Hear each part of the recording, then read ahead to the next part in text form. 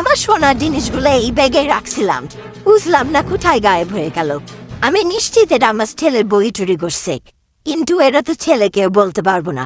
ছোট ঘরের মেয়ে বিয়ে করছে, কি আর করার। সুমাইয়া, এটা তুমি কি করছো? আমি আমি তো কিছু করিনি। এত সাধু স্বাস্থ্য হবে না, তুমি আম্মার গয়না চুরি করছো। আমি চুরি করিনি, তুমি আমার আলমারি চেক করে দেখো। এত কোনো তো মানে বাবার বাড়িতেও পাঠিয়ে দিছো, চেক করে লাভ আছে? অনেক হয়েছে। আমি তোমাকে কি ভাবছিলাম আর এখন বুঝতেছি তুমি কেমন। তোমার মা আমার উপর মিথ্যা দোষ চাপাচ্ছে।